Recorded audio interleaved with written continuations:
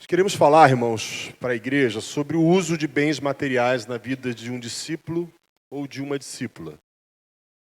Existe muita coisa equivocada a nível de ideia nesse tema. Porque a gente pensa que quando vai falar de uso de bens materiais, a gente está falando de ricos. Mas um celular pode ser motivo de corrupção, não pode? Uma camisa, uma determinada roupa, a sensação de posse de uma pessoa, percebe? Não é verdade? Não tem pessoas que se relacionam com os outros como se essa pessoa lhe pertencesse, como se fosse um bem material seu. Numa certa situação, o Carlos uma vez compartilhou com a gente assim: às vezes nós vivemos uma realidade como se as pessoas nos pertencessem.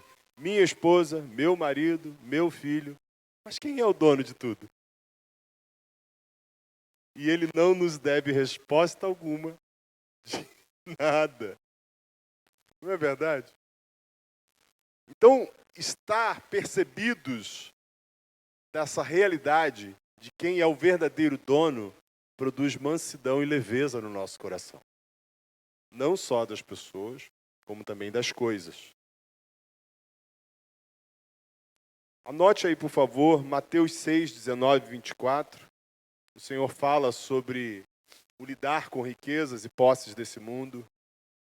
Também Lucas 16, 10 e 13. A palavra nos fala também desse tema. 1 Timóteo 6, do 6 ao 10, a palavra nos ensina sobre isso. E 1 Timóteo 17, versículo 19, 6, versículos 17 e 19, o Senhor também nos fala sobre isso. Nós já sabemos, por essas palavras, que o discípulo de Jesus ele não deve ser governado pelos bens, por aquilo que ele tem a sensação de posse. Mas ele precisa administrar tudo que vem às suas mãos como um mordomo fiel. O que é um mordomo? Os mais antigos aqui, da minha faixa etária para cima, vai lembrar que tinha uma propaganda na década de 80, de um menininho que abria a porta do banheiro e gritava, Alfredo! Aí vinha um mordomo, com a bandejinha, com papel higiênico neve. Vocês lembram disso? Não é desse mordomo que eu estou falando. Outra figura de mordomo, a gente pergunta assim, gente, como é que está Ricardo Debs? Ih, está vivendo numa mordomia. Não é dessa mordomia também que eu estou falando. O mordomo que eu estou me referindo é um escravo que tinha habilidades gerenciais, de gestão, de cuidado, e a ele era confiado todos os bens do seu senhor. E vocês vão lembrar, e eu quero crer que todos aqui passaram por isso, que quando você ouviu o evangelho do reino, teve uma palavra que foi a marca no coração de todos nós. A partir de agora, você perdeu tudo. Alguém está assustado? Eric, não me disseram isso no início do contrato, não. Não, todos ouviram essa mesma palavra. O evangelho do reino de Deus diz respeito a um homem, uma mulher, um jovem, uma jovem perder tudo na porta do reino de Deus. Eu lembro que o irmão que pregou para mim e para a Lília, o Toninho Dutra, ele dizia assim, a porta é tão estreita que não passa nada, só você. Enquanto você tiver um item pendurado, não passa. Vocês lembram dessa pregação? E aí, passado a porta, o Senhor, algumas coisas ele devolvia. Olha, Eric, a Lília é minha, mas eu vou deixar você cuidar ela para mim até o último dia. Vocês lembram disso? Quantos ouviram essa pregação? Você lembra como isso alcançou seu coração? Alguns de nós, no momento de restituir obras mortas, de nos arrependermos de obras mortas, tivemos perdas efetivas. Eu lembro de pessoas que perderam parte do patrimônio restituindo fraudes que tinham cometido antes do Senhor. Pessoas que haviam roubado e que voltaram para restituir o roubo que tinham feito. E perderam muita coisa. Lembro do testemunho de uma pessoa que foi à polícia se entregar após a conversão. Perdeu muito. Um evangelho que custa tudo um dia nos alcançou. Só que o Senhor, em sua bondade e misericórdia, distribui talentos a cada um segundo a sua capacidade. Lembra desse texto lá de Lucas? Quando o Senhor fala dos talentos, ele distribui a cada um os talentos segundo a sua capacidade.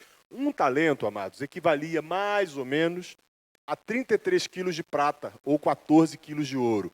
Dá mais ou menos uns 18 milhões de reais hoje, por aí. Um talento. E na parábola, esse talento pode ser entendido como tempo, como recurso material financeiro, como bens, como dons, habilidades naturais que você tenha. E nosso dever como bons mordomos, nós somos chamados pelo Senhor, nós somos avaliados pelo nosso Senhor, pela nossa capacidade de multiplicar esses talentos, devolvendo a Ele essa multiplicação em glória. Então qual é o problema quando eu me glorio por algo que não me pertence? Isso tem um nome: usurpação. Quando algo me é confiado e eu me glorio naquilo que não me pertence, eu estou me tornando um usurpador. E esse não é o plano de Deus para mim e para você. O plano de Deus é que eu e você sejamos reconhecidos como mordomos fiéis, que voltam a Ele em glória, multiplicando os talentos que nos foram confiados. Amém ou não? Nós vivemos em um tempo que muitos, na nossa geração, realidade do Brasil, confundem espiritualidade com pobreza. E tem um outro extremo. Alguns confundem bênção com acúmulo de coisas materiais. Nenhum extremo é verdade e nenhum outro é verdade. Vou falar de novo. A nossa geração é contaminada com uma ideia, por muitos, de que espiritualidade tem a ver com pobreza material. Outros vivem no outro extremo. Bênção é quando eu acumulo bens materiais. São duas mentiras na mesma proporção de perigo. Há quem trate, na nossa geração, qualquer posse como culpa.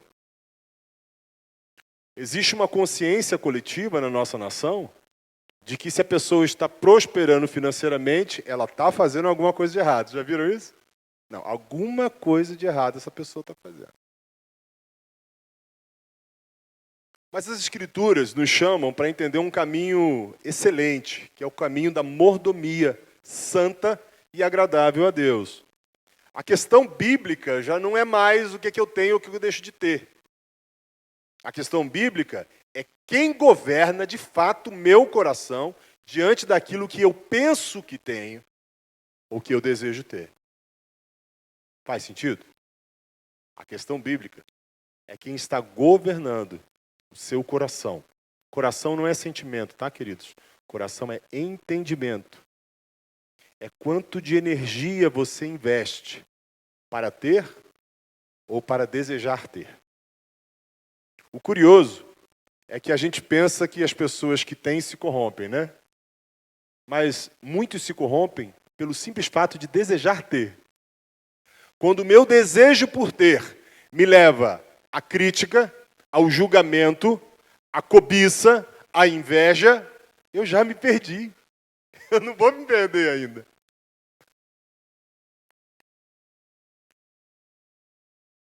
Salmo 24:1 diz assim, ó: do Senhor é a terra e sua plenitude, o mundo e aqueles que nele habitam. Tudo, amados, tudo pertence a Deus. E nós, o que temos e o que somos, precisa ser administrado, gerido, para a glória do nome dele. Entende isso? A palavra de Deus diz que toda a terra se encherá do conhecimento da glória do Senhor. Sabe o que é a palavra glória? Glória não é só brilho, não é só elogio. Glória é o reflexo da imagem. A Bíblia diz que a esposa é a glória do marido. A esposa é o reflexo da imagem do marido. Vocês conseguem perceber isso? Vai passando os anos, eu não sei se eu estou dando uma boa notícia para as irmãs, você vai se tornando mais parecida com o seu marido. É por isso que normalmente nós não aceitamos maridos que reclamam da esposa. Ah, porque minha esposa é isso, querida, que a Bíblia diz que ela é a imagem, o reflexo da sua imagem. Então não me venha com chorumelas. Você é o único responsável diante de Deus por essa criatura que o Senhor te deu. Do Senhor é a terra e sua plenitude, o mundo que neles habitam. Administrar todas as coisas que estão em nossas mãos, para a glória do Senhor, é você viver de uma forma com aquilo que você tem de material, de emocional e de espiritual, de forma que quando as pessoas se relacionem contigo, elas têm uma sensação de que elas tocaram em Deus. Eu interajo com o Jonathan e saio daquela relação assim, nossa, parece que eu estava diante do próprio Jesus. Isso é refletir a glória de Deus. Amém ou não? Você quer isso? Existe possibilidade de, ao administrar os recursos que o Senhor te deu nessa terra, você refletir a glória de Deus, ou não. A vida de um discípulo ou de uma discípula começa com aquela correção de posse. Eu só me torno, de fato, seguidor de Jesus quando eu entendo que tudo que eu tenho foi renunciado para poder segui-lo. Alguém tem dúvida disso? Aquele que quiser vir após mim, negue-se a si mesmo, tome a sua cruz e siga-me. Tomar a cruz não é fazer parte do cristianismo, não. É se dispor à morte. Aquele que não renuncia a tudo quanto tem, não pode fazer parte da igreja. É isso? Não pode ser evangélico. É isso? O que a Bíblia diz? Ainda que eu tenha uma admiração pelo Senhor Jesus e fale muito bem dele, se eu não renuncio a tudo quanto eu tenho, eu não posso. Não é que alguém não deixa. É que eu estou impedido de ser um aluno dele. A palavra discípulo quer dizer aluno. Uma vez um irmão, um queridão, falou comigo assim, vocês quando falam de discípulo, parece que vocês estão falando da elite dos evangélicos. Não, não é isso não. A palavra discípulo só quer dizer aluno. E é impossível aprender de Jesus se eu não perdi tudo quanto eu tenho. Inclusive as minhas ideias, os meus pensamentos, também os meus bens materiais. Na aplicação do reino de Deus, em muitos de nós entendemos que a casa, o dinheiro, roupa, carro, patrimônio, negócios, recursos e oportunidades já não eram mais minhas, mas pertenciam àquele que era o meu dono. Amém ou não? Está claro isso? O discípulo não pode viver como se fosse, então, um dono soberano daquilo que ele possui. O reino de Deus exige fidelidade e não ostentação. Exige responsabilidade. Você sabe o que é responsabilidade? É quando eu entendo que eu sou a resposta de Deus para uma determinada demanda que surgiu. E o reino de Deus exige de nós responsabilidade individual, não idolatria. Porque quando eu transfiro a minha responsabilidade para Lília, eu já não sou mais um discípulo, eu sou um acusador. Quando eu transfiro para o Saulo, porque ele é presbítero, a responsabilidade de algo da minha vida, eu me tornei um julgador do meu irmão, e não um discípulo de Jesus. O discípulo de Jesus, ele recebeu, pela perda de tudo que tem, a revelação de que agora ele é a resposta de Deus para uma determinada situação. E já não cabe eu responsabilizar o César, o Paulinho, o Jean, ou quem quer que seja, por qualquer coisa em minha vida. Eu sou o único e exclusivo responsável. Por que, Eric, que é assim?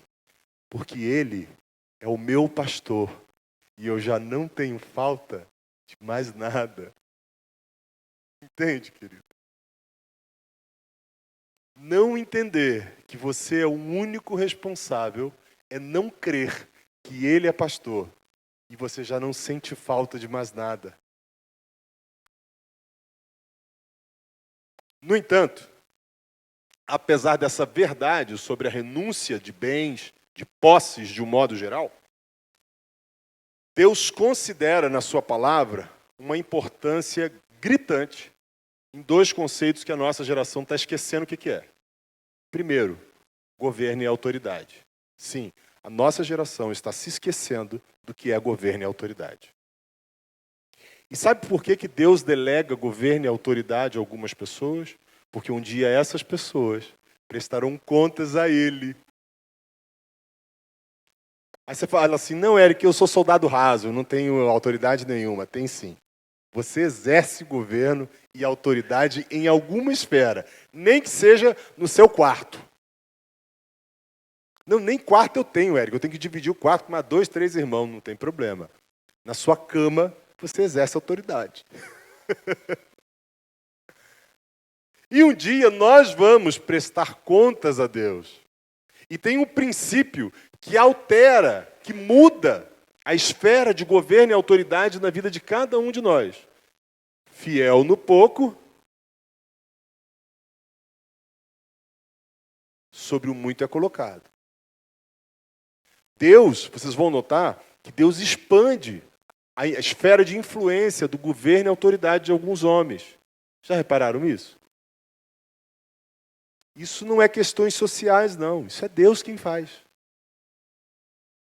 Por outro lado, nós vemos algumas pessoas sendo retraídos na sua esfera de governo e autoridade, por causa desse princípio espiritual, amados. É fiel no pouco, sobre o muito é colocado. Amém ou não? Está duro? Está difícil? Então vamos lá. Deus considera importante o conceito de governo e autoridade. E Ele valida isso. É por isso que nós não precisamos validar a nossa autoridade. Porque Ele valida. Porque Ele institui. E Ele ordena através dessa instituição. Segundo importância, é sobre a propriedade privada. Ah, lá vem o Eric falar sobre o capitalismo. Não. Na verdade, o capitalismo se inspirou nas escrituras para criar esse tema da propriedade privada. É impossível um homem ser generoso se ele não tem autoridade para gerir determinados recursos. Vou falar de novo. É impossível um homem e uma mulher praticarem verdadeiramente a generosidade se não há sobre eles responsabilidade sobre um determinado recurso. Se eu pego o recurso do Ricardo para ser generoso, eu estou sendo ladrão, porque eu não tenho autoridade para tocar em algo que pertence ao meu irmão. Entendeu isso? Faz sentido?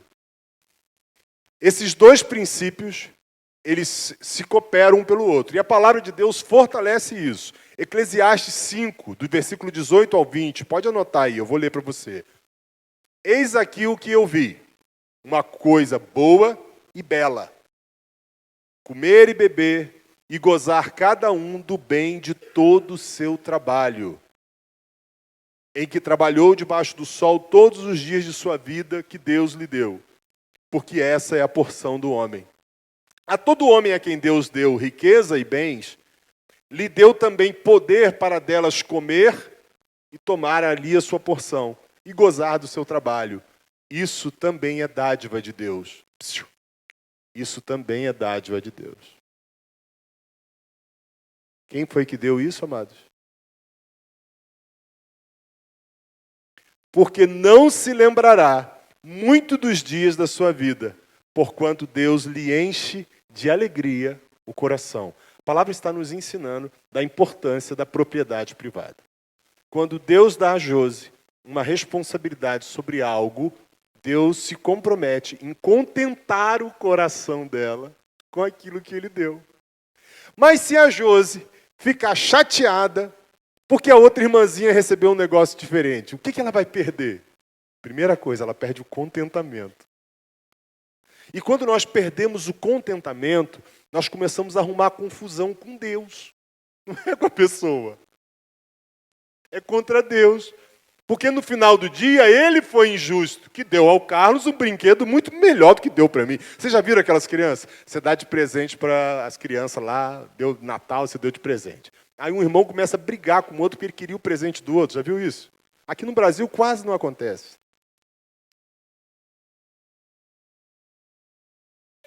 A primeira armadilha que Satanás coloca contra a provisão de Deus no seu coração é o descontentamento. Vou falar de novo. A primeira armadilha que Satanás coloca no seu coração contra a provisão de Deus é o descontentamento. E ele quer curar o seu coração essa noite de todo e qualquer descontentamento. Sabe por quê? Porque ele tem cuidado de vós. Em Atos dos Apóstolos, no caminhar do povo de Deus, quando eles começaram a reclamar do pão, eles tiraram os olhos da dádiva, que era o suprimento de Deus, e colocaram na autossatisfação. Muitas vezes, o que Deus nos supre tem que resolver o nosso coração, e não nos medir com o que os outros têm, mas naquilo que nós vivemos com Deus. Porque o que eu tenho de Deus é proporcional ao meu caminhar com Deus. Porque assim, o descontentamento é justamente você ficar triste pelo que você não tem e não alegre pelo que tem, né? Então a palavra de Deus fala para você ficar feliz com o que Ele está te dando e não triste por aquilo que Ele não te deu. E especialmente quando você viu que Ele deu para outro e não para você. Essa questão que os irmãos estão falando, queridos, é uma questão de mentalidade. O descontente, ele adquire uma mentalidade tão má, tão nociva, que ele começa a ser infiel naquilo que Deus lhe deu. Aqui em Cascavel não acontece isso. Mas se um marido começa a olhar para a esposa descontente, naturalmente ele vai começar a cobiçar outras mulheres. É verdade ou não é? Aqui em Cascavel, graças a Deus, isso não acontece. A esposa vê uma novela e pensa assim: por que Deus não me deu um desse, um galã desse? De onde nasce o descontentamento? Da reprovação, da crítica. Então, quando eu permito o descontentamento entrar, eu perco a minha capacidade de ser fiel no pouco.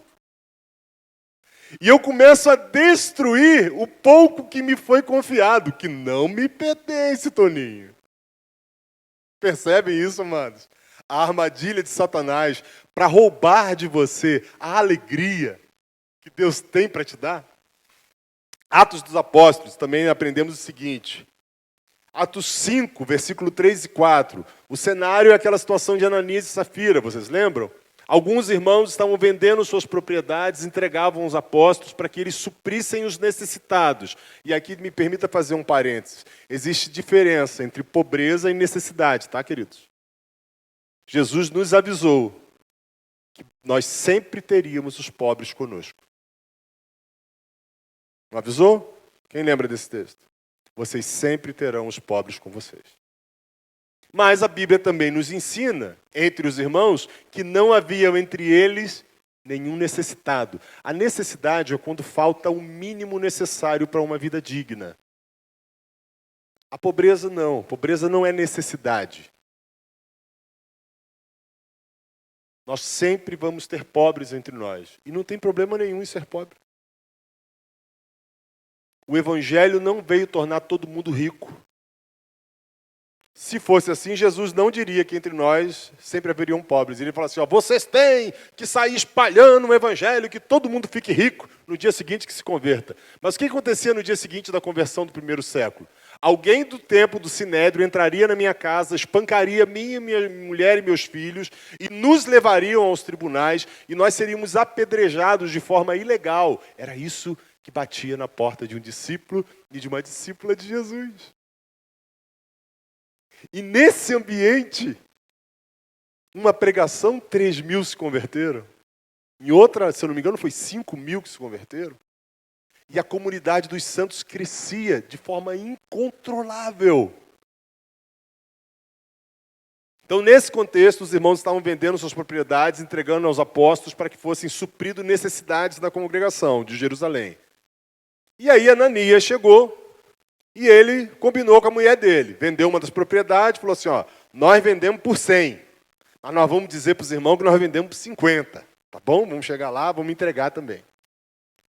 Disse então Pedro, Ananias, Ananias. Ouve isso, queridos. Por que encheu Satanás o teu coração? Para que mentisses ao Espírito Santo e retivesse parte do preço da herdade. Se você guardasse todo o dinheiro, ele não seria teu? Vendida a sua propriedade, já não estava em seu poder. Viu como é que o Senhor e os apóstolos respeitavam a questão da propriedade privada? Não havia uma direção do presbitério local de Jerusalém. Agora todo mundo tem que vender e trazer o dinheiro aqui para a gente repartir em partes iguais. Isso não é evangelho, isso é comunismo. Não deu certo em lugar nenhum desse planeta. E vai continuar não dando. Aí Pedro pergunta para ele assim, por que formaste esse mau desígnio em teu coração? Você não mentiu aos homens, você mentiu a Deus. E aí quem lembra o que aconteceu? Caiu fulminado. Infarto do miocárdio.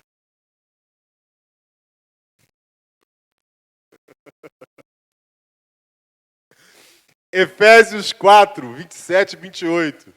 Novamente, o Senhor, com base na responsabilidade individual, no senso de governo e autoridade, no senso de propriedade privada, traz um ensino importantíssimo. Não deis lugar ao diabo. Aquele que furtava, não furte mais.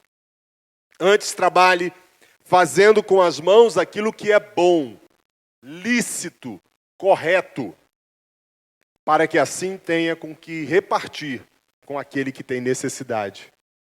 Entendeu, queridos? Se essa ideia socialista que entrou no meio do povo cristão fosse real, viesse da parte de Deus, não haveria esse ensino nas Escrituras. Paulinho, trabalhe com suas mãos, fazendo o que é bom, para que você tenha com que acudir ao necessitado. É princípio de Deus. 1 Timóteo 6,17, a palavra fala assim, ó, manda aos ricos desse mundo que não sejam altivos, nem ponham esperança na incerteza dessas riquezas terrenas, mas no Deus vivo que abundantemente nos dá todas as coisas para dela gozarmos. Viu? Nos dá abundantemente todas as coisas para delas gozarmos. Que façam bem, enriqueçam em boas obras, repartam de boa mente e sejam comunicáveis, acessíveis. Que entesourem para si mesmos um bom fundamento para o futuro, para que possam se apoderar da vida eterna. Paulo não manda dizer que a posse em si é pecado. Ele instrui que os recursos em si não condenam ninguém. Mas ele ensina como nós devemos lidar com os recursos. E existem dois tipos de perdição. Eu posso me perder por ter recursos. E eu posso me perder porque eu estou indignado porque não tenho recursos. O risco é o mesmo.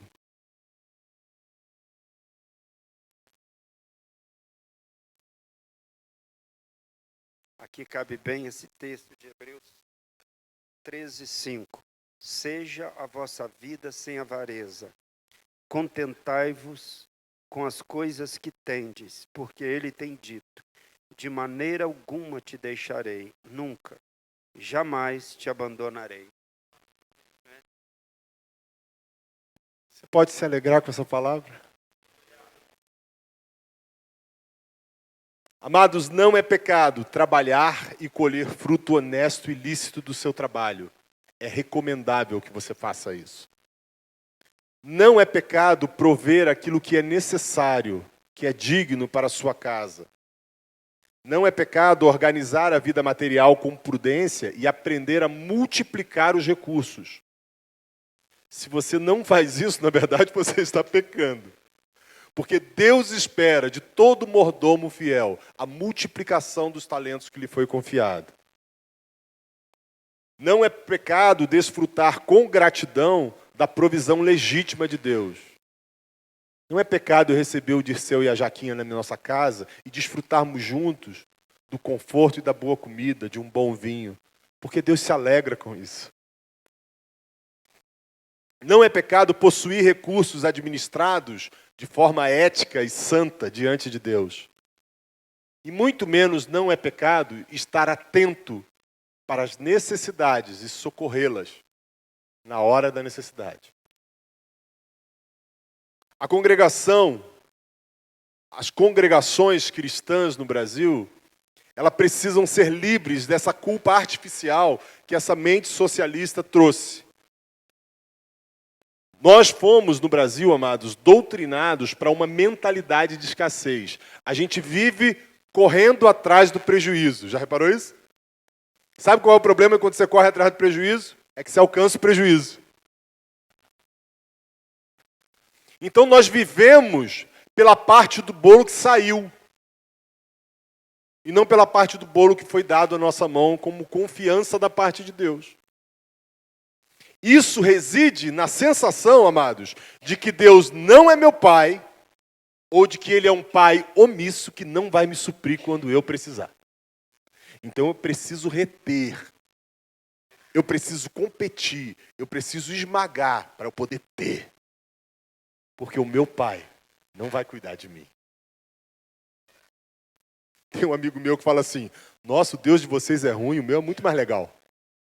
Meu pai cuida de mim, faz até uns mimos para mim. A mentalidade de escassez foi implantada na nossa geração para que essa mentalidade nos tornasse ilhas, separados, irreconciliáveis uns com os outros.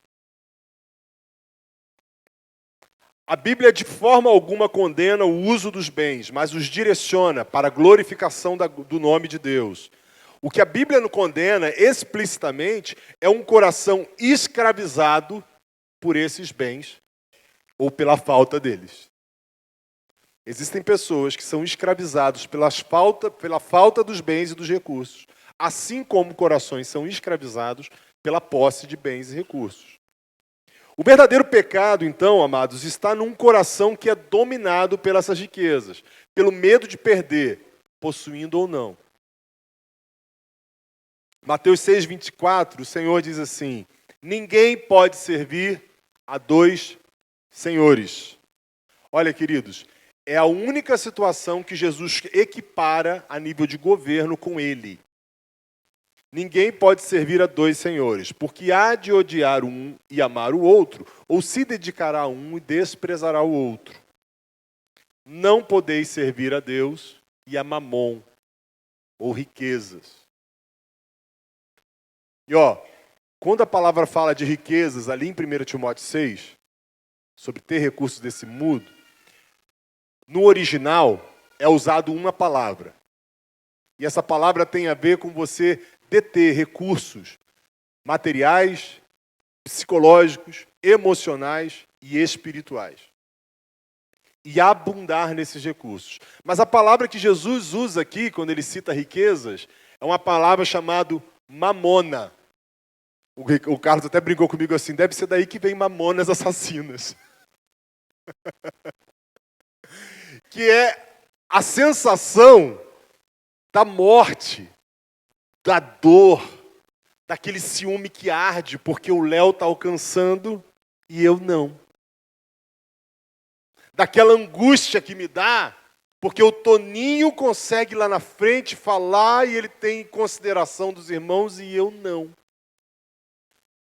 Essa retenção demoníaca, carnal, é mamon. Então percebe que Jesus não está falando que o problema é a moeda que você segura na sua mão, mas é a mentalidade que te escraviza naquele ciclo de escassez e que sempre os outros são culpados pelo que não acontece com você. Vocês percebem? Essas pessoas se tornam irreconciliáveis, queridos.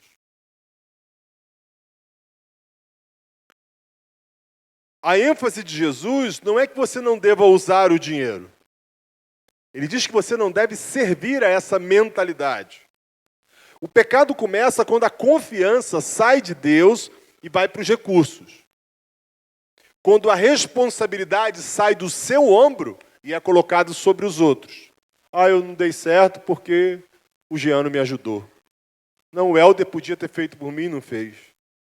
A segurança da alma, então, passa a repousar no patrimônio, na retenção, na posse, no domínio, e não na confiança num Deus que é capaz de me suprir até no deserto.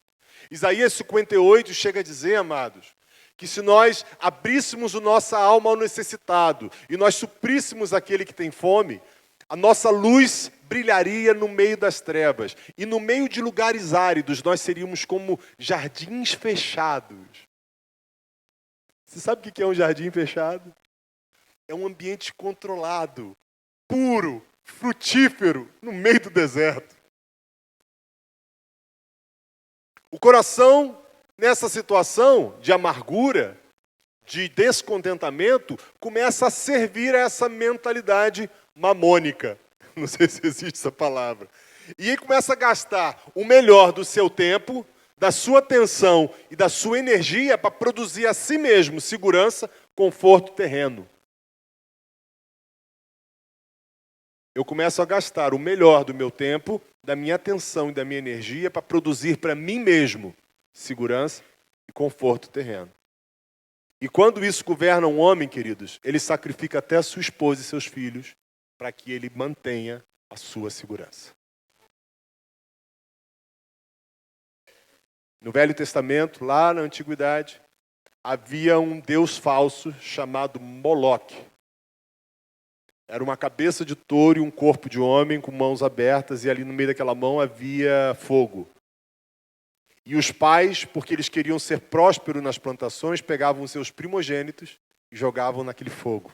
E sacrificavam para ir bem financeiramente, para ter recursos. Parece com alguma coisa que acontece hoje? O descontentamento no seu coração vai oferecer os seus filhos em sacrifício ao Deus desse mundo. Porque o Deus eterno se comprometeu comigo e com você de dar todo o suprimento que nós precisamos e não deixar faltar nada que houvesse de fato necessidade. Você crê nisso? É esse o Deus que você tem conhecido? Deixa eu te falar uma coisa sobre o Eric. O Eric era um cara extremamente emocionado antes do Senhor Jesus, gastador, compulsivo. Eu gastava o meu dinheiro e o da Lília, que nessa época a gente trabalhava, e a Lília tinha o dinheiro dela e eu tinha o meu. Olha que perdição que era a nossa vida. E a coisa que eu mais tinha medo, sabe o que era, Alain? De ser pobre. E eu era. Eu tinha medo de ser aquilo que eu era. Comprava para poder mostrar para os outros o que eu tinha e o que eu não era.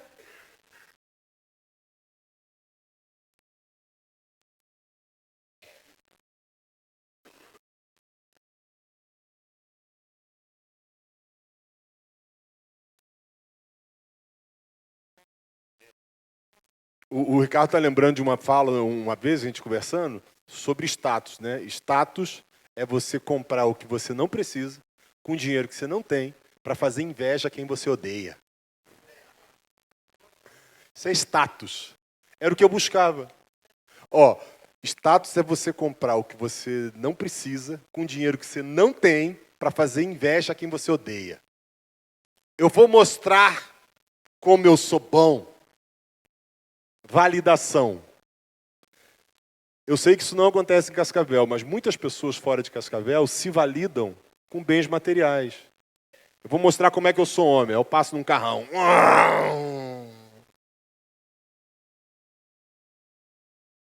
E o que te valida, te governa, querido. O que valida você, te governa. Como é que eu sei, Eric, que alguma coisa está me validando?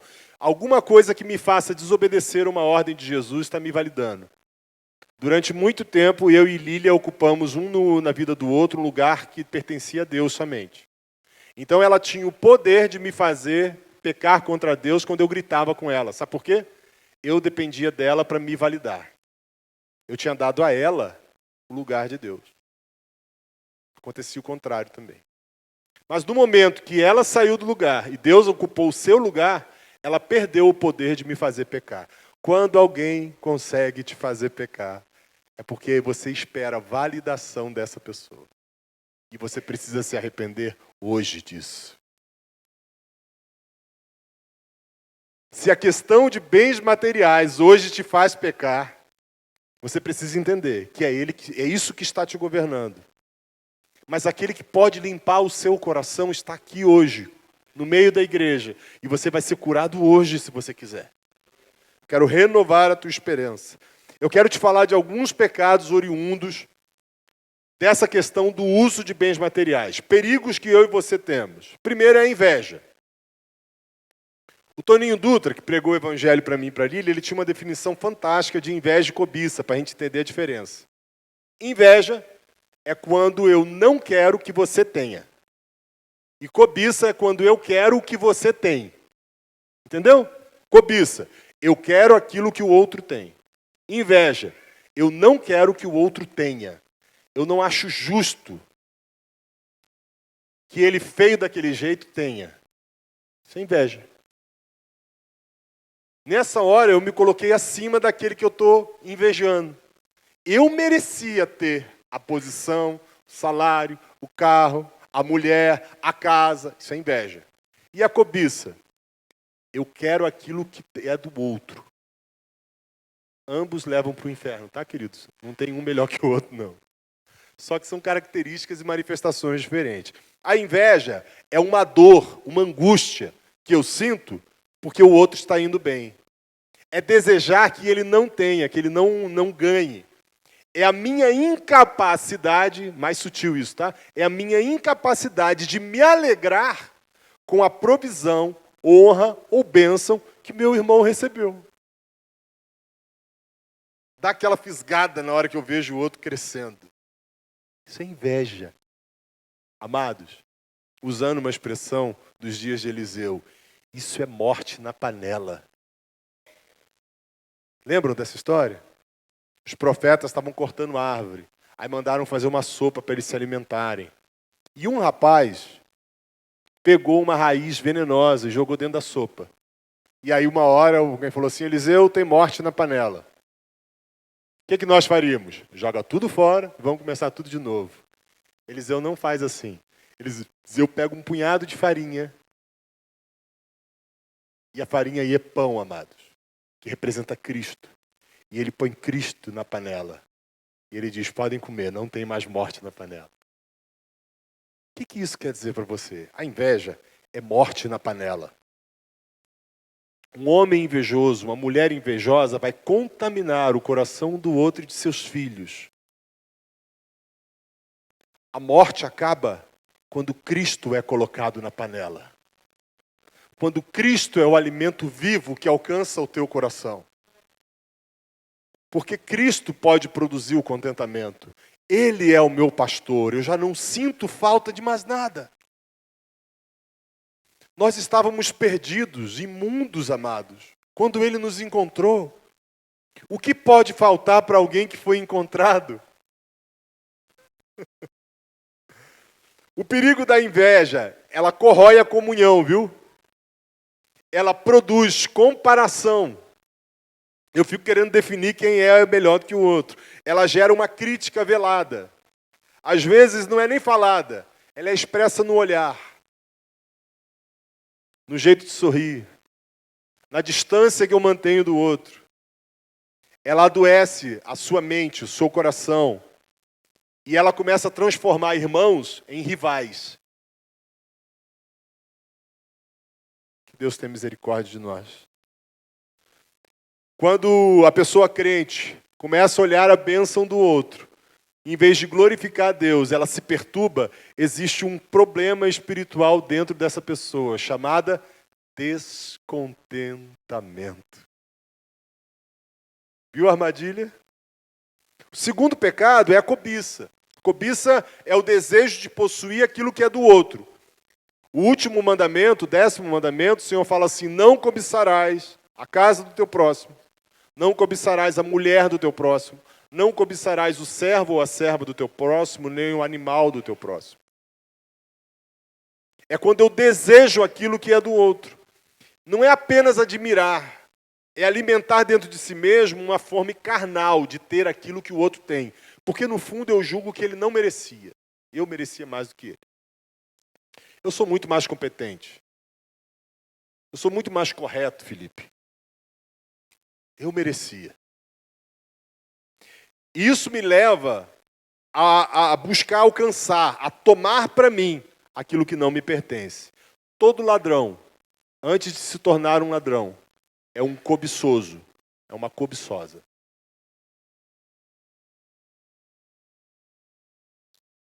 Tiago.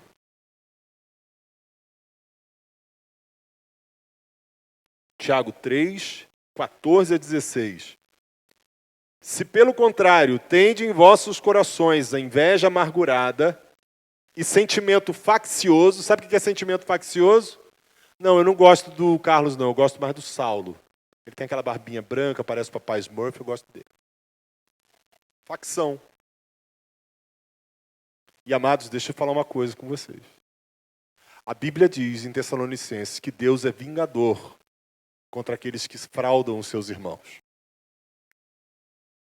A facção é um tipo de fraude ao corpo de Cristo, que foi feito pela morte e ressurreição dele. Nem vos glories disso, e nem mintais contra a verdade. Essa não é a sabedoria que desce lá do alto. Antes ela é terrena, animal e demoníaca. Pois onde há inveja e sentimento faccioso, aí há confusão e toda espécie de coisas ruins.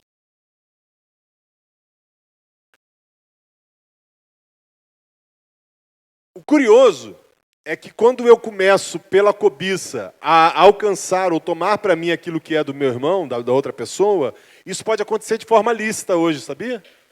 Existem leis que legitimam o seu direito de se apoderar aquilo que é do outro. Eu vou dar um exemplo bem esdrúxulo. A lei que permite alguém invadir a propriedade do outro e dizer a partir de agora é meu porque você não usava. É lícito. É legal.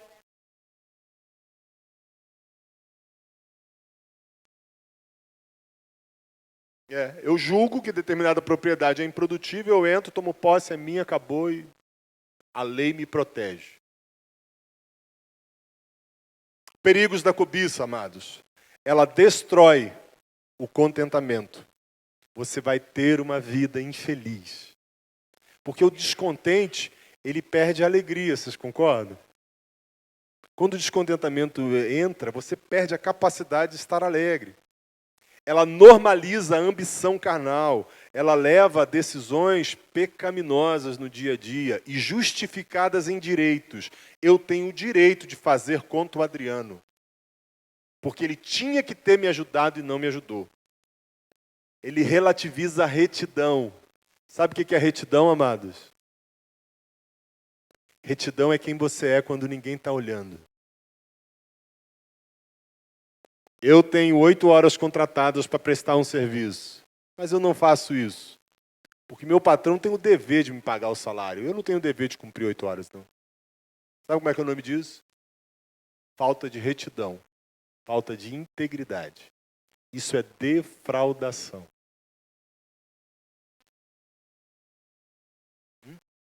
É ladrão. Outra coisa que a cobiça faz é o seu coração viver numa constante inquietação. Há pessoas que não conseguem mais agradecer o que têm, porque vivem consumidos pelo que ainda não alcançaram. O Carlos citou esse exemplo. E elas vivem desejando aquilo que é do outro. Terceiro pecado, oriundo, que é um risco desse uso ou não uso das riquezas, das coisas desse mundo, é a avareza. Lucas 12:15, o Senhor nos ensina assim: acautelai-vos e guardai-vos da avareza. A avareza, muitas das vezes, é justificada porque eu tenho medo de perder. Então eu vejo meu irmão passar necessidade e eu não me compadeço porque eu tenho que guardar para mim.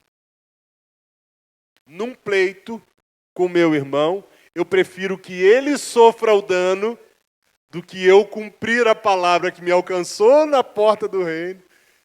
É melhor que ele sofra o dano do que eu. Avareza, amados. Isso é avareza, Eric? Aham.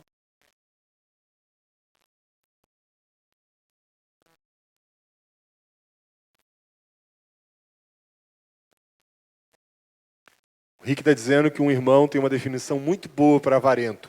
O avarento, ele não possui as coisas que o possuem. E sabe o que é curioso, manos? Eu nunca conheci um avarento que seja sábio. Ele sempre toma uma decisão errada e perde o que construiu. É incrível como que a disposição mental constrói a desventura dessa pessoa. A avareza é o apego endurecido aos recursos. É quando o coração se fecha, a mão se fecha, a generosidade morre e a alma passa a viver daquilo que ela pode reter. O que acontece com uma água retida na piscina sem tratamento? Apodrece. Nós fomos chamados por Deus para sermos canais desobstruídos. Deus chama Adão e fala assim: Adão, você tem uma responsabilidade de cuidar e guardar o jardim. Agora multipliquem-se e encham a terra. O jardim não era toda a terra, vocês sabem disso? Era uma região entre o Tigre e o Eufrates que estava o jardim. Mas Deus dá uma ordem que Adão devia trabalhar, guardar e cultivar o jardim e enchesse toda a terra. Então você imagina, ia tendo filhos. Aí de repente chamava a família, reunia assim no limite do jardim. Vamos lá. Ó, princípio espiritual, onde eu botar o pé é santo. Vamos lá, dá um passo, família. Aí o jardim vinha andando. É uma brincadeira. Mas o cultivo, o trabalho, o guardar, a dedicação, e aumentando o jardim, até que toda a terra se enchesse do conhecimento da glória de Deus. O plano mudou? Não. O seu trabalho, a sua casa, é o seu jardim. Vou falar de novo. O seu trabalho, a sua casa, é o seu jardim. Vamos para Abraão. Deus chama Abraão e fala assim: Abraão, sai de Ur dos Caldeus, sai do meio da tua parentela, vai para uma terra que eu ainda vou te mostrar qual é. Ó, o cúmulo do empreendedorismo. Abraão sai.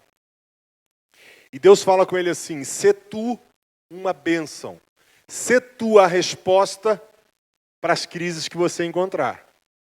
Outra coisa que Deus fala com ele: através de ti, eu vou abençoar todas as famílias da terra. Essa palavra que foi traduzida como abençoar, poderia ser traduzida também como aliançar. Deus falou assim: Abraão, através de você, eu vou me aliançar com todas as famílias da terra. Uma aliança, manos, na antiguidade, tinha 3 elementos: proteção, abrigo e suprimento. Eu fazia uma aliança com Celinho. Então nós prometíamos um ao outro proteção, abrigo e suprimento. Se alguém enfrentasse o Célio, eu ia estar do lado dele.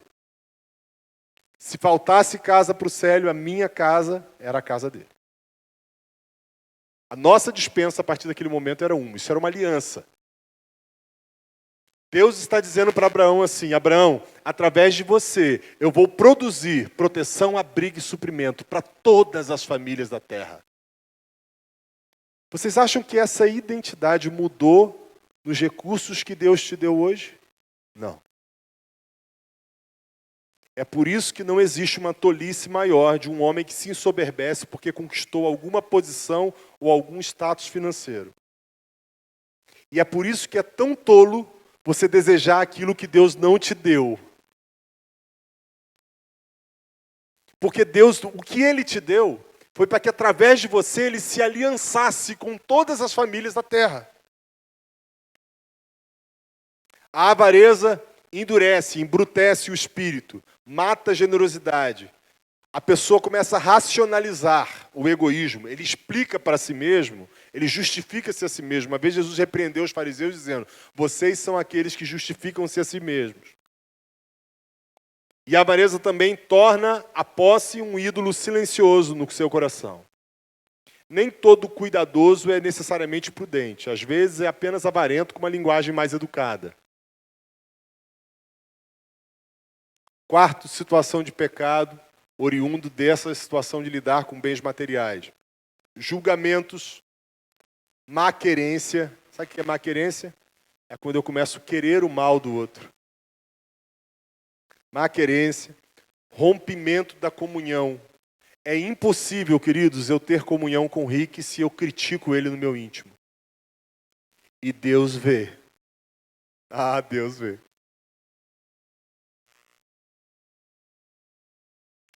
Quando bens materiais entram no campo do julgamento carnal, a comunhão com Deus e entre os irmãos é ferida. Isso acontece quando alguém despreza o seu irmão porque tem pouco. Isso acontece quando alguém suspeita do seu irmão porque ele tem mais. Isso acontece quando alguém rompe vínculos pela inveja. Isso acontece quando alguém interpreta a provisão como carnalidade sem discernimento. Isso acontece quando alguém espiritualiza o ressentimento. Deus vai julgar a minha situação entre você e eu. Já ouviram essa frase? Não, Cascavel quase não tem isso, né? Deus vai julgar a situação entre eu e você. Isso é espiritualizar ressentimento. Deus não tem parte com esse tipo de coisa, tá, queridos? A igreja não pode, amados, ser um ambiente de comparação, de suspeita, de leitura superficial da vida do outro. E sabe o que é gozado? Os homens mais generosos que eu conheci na minha vida, por força da palavra de Deus, eles eram obrigados a ficar quietos acerca da sua generosidade, porque a mão esquerda não sabe o que a direita fez. E eu vi homens generosos sendo julgados como se não fossem. Se pergunta uma coisa, como Deus lida com isso? Isso me gela por dentro. A comunhão entre nós é maior que qualquer patrimônio ou falta dele. A honra entre nós é quebrada quando eu estabeleço a comparação. A comparação é assim, ó. Ele não tinha o direito.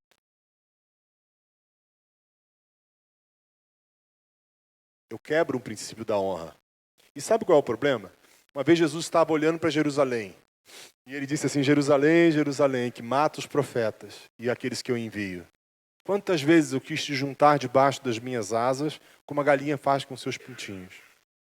E aí Jesus amaldiçoa Jerusalém. Ele diz assim, vocês não me verão mais, até que vocês digam, bendito é aquele que vem em nome do Senhor. A humanidade estava impedida de ver Jesus, porque não o receberam com honra. Aí nós conhecemos o Senhor Jesus, o Espírito Santo nos encheu, nós conhecemos a casa de Deus, e a mim é dado agora pelo Senhor Jesus a capacidade de olhar para a Júlia e ver o meu Senhor nela. E quando eu honro a Júlia, sem avaliação de méritos, aquela maldição que caiu sobre Jerusalém se quebra, meus olhos se abrem e eu vejo o meu Senhor. Entendeu, queridos? Honra não é só elogiar quem é superior. Honra é ver Deus no meu irmão. A reverência que o Roninho estava falando aqui é eu ser reverente com a presença de Cristo que há no Toninho. E sabe o que acontece? Quando eu recebo um profeta no caráter de profeta, eu ganho o galardão, a recompensa do profeta. É o que Jesus disse, não sou eu que estou falando, não. Quando eu recebo um justo no caráter de justo, eu estou dando a honra necessária. Eu recebo a recompensa do justo. E quando eu recebo um desses pequeninos como se fosse o Senhor, de forma alguma o meu galardão vai ser perdido. É por isso que a crítica é o começo do afastar-se de Deus.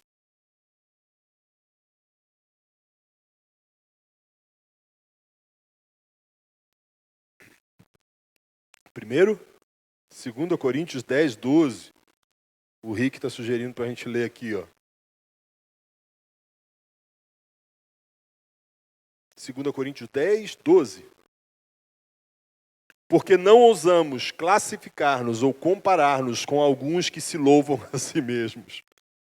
Mas eles, medindo-se consigo mesmos e comparando-se consigo mesmos, revelam a sua insensatez.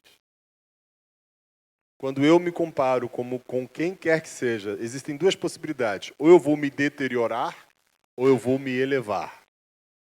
Todas as duas situações acabam em doença mental.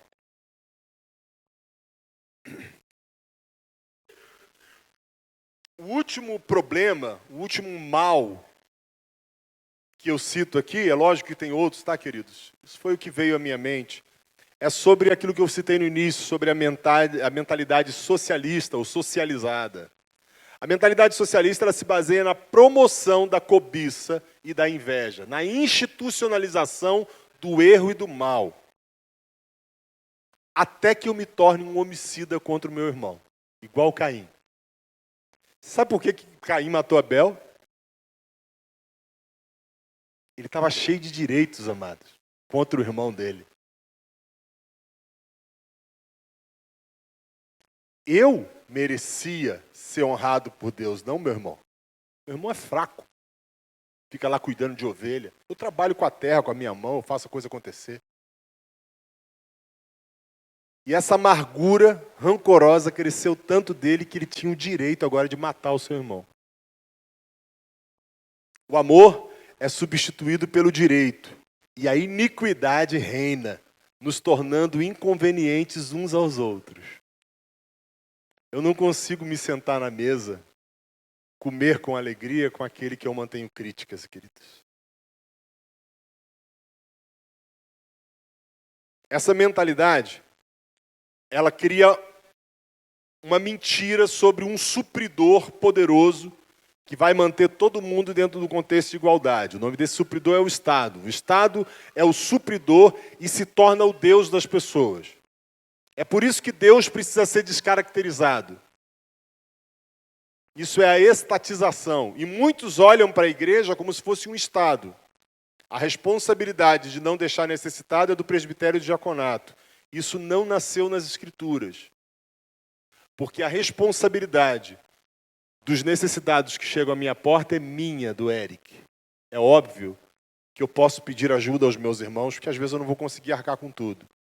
Mas a responsabilidade dos necessitados que chegam na tua porta é tua. Esse negócio, não, eu já dou meu dízimo, então a igreja que tem que arcar. Deus não cobra tributos, Felipe, sabia? Deus não cobra imposto da gente. Ele não precisa. Não vou falar isso não, vai ficar pesado. Essa mentalidade também extingue o direito natural à propriedade privada. Se nós não temos nada sobre a nossa responsabilidade, com que nós serviremos uns aos outros? E ela nos impede de fazer o bem, porque ela coloca irmão contra irmão. E a gente começa a viver no modo de sobrevivência. Deteriora a verdadeira comunhão, incentiva o julgamento de uns e desprezo de outros. Eu quero te contar uma história interessante, que certamente na escola você ouviu diferente do que eu vou te falar aqui. Eu também ouvi. Quantos aqui ouviram falar da Revolução Industrial, que aconteceu na Inglaterra? Foi o primeiro país a fazer a Revolução Industrial no mundo. Isso acontece lá por 1600 e pouco. Nós aprendemos na escola que o industrial era um homem de cartola, barrigudão, que se alimentava da carne dos seus colaboradores. A Revolução Industrial acabou com 60% da fome que havia na Europa, não só na Inglaterra, na Europa naquele período. Porque o feudalismo tinha quebrado. E as pessoas viviam sob mãos de ferro de homens egoístas e elas morriam de fome.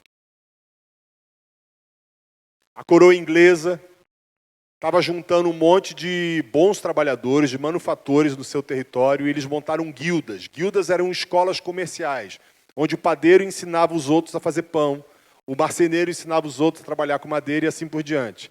E agora eles tinham uma grande capacidade de mão de obra. E eles precisavam, então, industrializar o país, só que precisava de dinheiro. E a coroa inglesa, por conta da quantidade de guerras, estava quebrada. Aí ela ouviu falar de um povo, irmãos nossos, os puritanos, que eles produziam comida em sua fazenda E eles não se permitiam uma vida de esnobação, de ostentação, então eles guardavam. Eles tinham muito capital acumulado. E eles não se permitiam gastar com ostentação, nem luz elétrica tinham em casa, porque o dinheiro não era deles, era de Deus. A coroa inglesa falou assim, vocês têm o dinheiro, nós temos a necessidade, vamos juntar. Aí os irmãos falaram assim, rei, não é assim não. Esse dinheiro aqui tem um dono, e não somos nós. Nós vamos consultar o dono. Os industriais que iniciaram a Revolução Industrial eram nossos irmãos, sendo a resposta para a fome na Europa daqueles dias. Pula 200 anos na história. 1883 acaba a Guerra de Secessão norte-americana, Guerra Civil. Naquela época, o Brasil era a terceira economia mundial e nós tínhamos o primeiro exército do mundo. 1,5 milhão de soldados armados e treinados. Nosso era o maior exército. Os Estados Unidos estava devastado econômica e moralmente pela Guerra Civil. Homens de Deus perguntaram assim, nós precisamos industrializar esse país, a gente não pode viver de commodities. O país estava quebrado. Sabe onde eles encontraram dinheiro?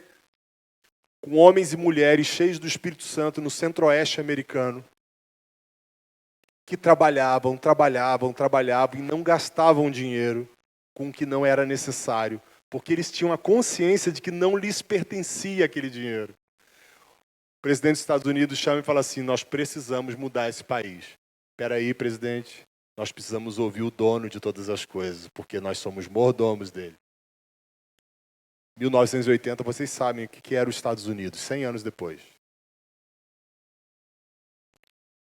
Deus espera que realmente você trabalhe duro, que você economize, que você seja um bom mordomo e que você se disponha à vontade de Deus nesses dias para mudar a história da nossa sociedade. O padrão do reino de Deus, amados, é contentamento, fidelidade e generosidade. 1 Timóteo 6,6 diz assim, grande fonte de lucro é a piedade, com contentamento.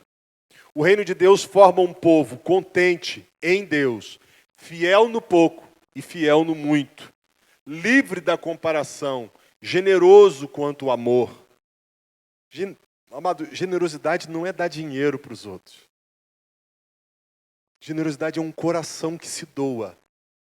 Se você não entendeu que o Evangelho diz respeito a sacrifício, você não entendeu o que é generosidade. Uma vez eu fui repreendido por um homem mais velho, porque ele achava que nós aqui na igreja pegamos muito pesado em relação a como o marido deve tratar a esposa. Mas se você, como marido, não sabe dar a vida pela sua esposa, você está impedido de dar qualquer coisa que seja útil a Deus, amados. Porque a generosidade implica em eu dar a minha vida. Eu recebi a natureza do Deus eterno. E a natureza dele é doação. O reino de Deus diz respeito, forma um povo prudente na administração dos recursos, desapegado em seu espírito a qualquer realidade terrena e limpo de iniquidade, de direitos contra os outros. As marcas de um discípulo saudável diante do uso de bens materiais é gratidão a Deus, é contentamento com aquilo que é necessário, é generosidade na distribuição, é equilíbrio entre essas verdades que nós falamos, é assumir a sua responsabilidade individual, é se alegrar com a bênção que o meu irmão recebe, é me submeter, é submeter os meus recursos ao senhorio de Cristo Jesus. E é o ter um senso bíblico sobre posses e sobre autoridade. Eu quero te fazer algumas perguntas para que você medite aí, se você quiser anotar para depois fazer isso em casa também.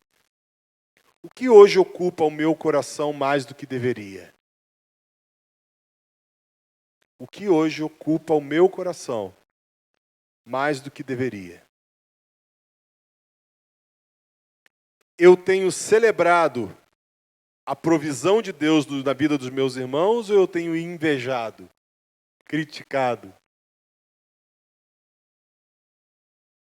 Eu tenho administrado os recursos ou tenho idolatrado, desobedecendo a Deus por causa deles? Eu sou alguém generoso ou eu sou fechado àqueles que têm necessidade? Eu vivo contente com o que o Senhor me deu ou eu ainda me comparo com as pessoas?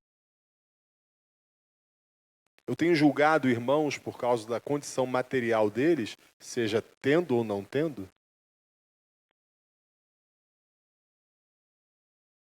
Talvez o pecado de alguns não seja possuir.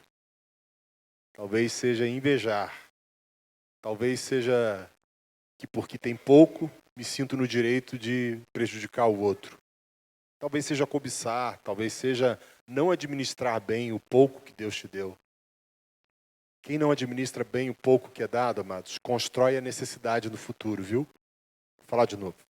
Se você não aprende a administrar bem o pouco que você tem, você está construindo a sua necessidade no futuro. Então você vai se tornar um peso.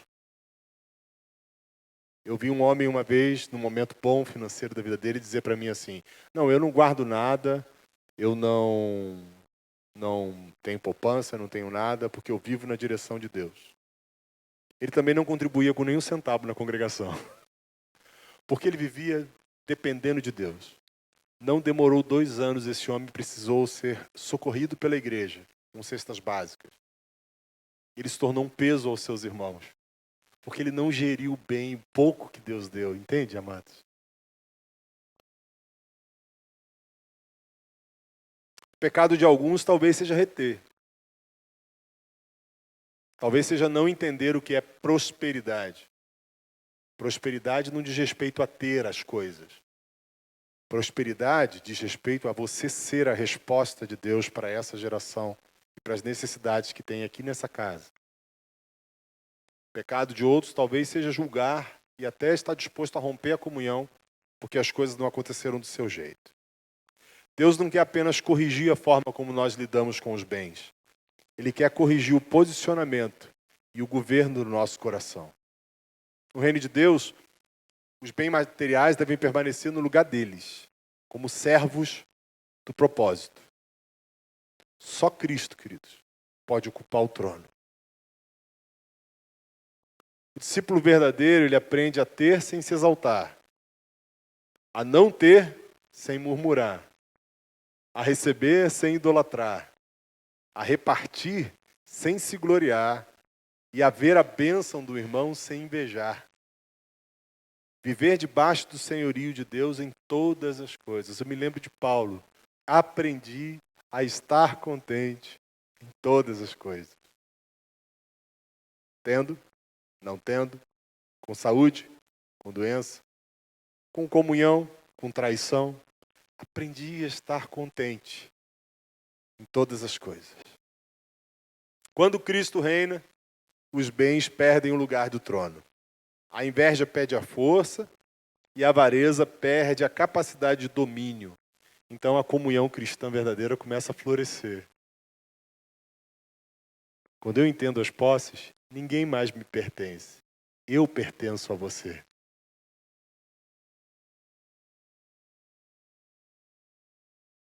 Leveza é quando eu entendo que ninguém me deve nada. Eu só sou um servo. E é isso que nos assemelha a Jesus. O contrário também é verdadeiro. Quando o Léo se torna um objetivo de posse para mim, eu começo a exigir dele alguma expectativa minha, eu me assemelhei a Satanás, porque ele foi o primeiro que se encheu de direitos a ponto de obstruir uma relação.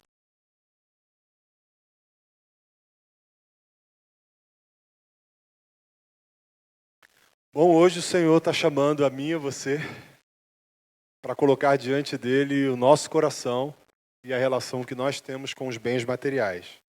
Eu não posso e nem me atreveria a tentar te avaliar. Só consigo olhar para o meu coração. Então eu quero te convidar comigo a avaliar o próprio coração. As lacunas que estiverem aí, o Senhor quer suprir elas hoje. Deus está nos chamando de volta ao caminho. E faziam suas refeições com alegria e singeleza, Simplicidade de coração. Simplicidade. O Senhor é meu pastor. Eu já não sinto mais falta de nada. Ele é meu tudo. Talvez hajam entre nós mãos cheias e corações vazios. Talvez hajam bolsos vazios, mas almas contaminadas com a comparação. Talvez algumas vidas estejam presas à inveja, à cobiça, à avareza ou ao julgamento. Mas o Senhor hoje nos chama para a liberdade, amados. Para a alegria. Poder sentar na mesa e fazer nossas refeições com simplicidade. O Senhor nos chama a liberdade de administrar sem idolatrar, para viver contente e conviver uns com os outros, para repartir tudo o que nós temos. Nosso tempo, nossa alegria, nosso conforto, nossas conveniências. Até onde eu devo repartir a minha conveniência, Eric? Até o ponto que o meu irmão não seja mais inconveniente ao meu conforto. Liberdade para amarmos uns aos outros, como disse Jesus que deveríamos fazer. Se essa palavra fez sentido para você, eu queria te convidar a dar uma resposta ao Espírito Santo. Eu fui escravo do descontentamento. Ninguém prestava para mim, nem a minha esposa. Porque o Senhor não era o meu pastor, embora eu fosse um evangélico. Filho de pastor, criado na igreja. Ninguém prestava. Meus pais não prestavam, minha esposa não prestava. O que eu tinha não era suficiente. Mas quando eu encontrei o Senhor e eu perdi tudo, meu coração agora vazio, estava contente. Eu quero te convidar, se o Senhor falou com você, a responder ao Espírito Santo. Você pode ficar em pé, nós vamos orar por você. A gente não costuma fazer isso aqui não, mas se você quiser vir aqui na frente, nós queremos impor as mãos sobre você.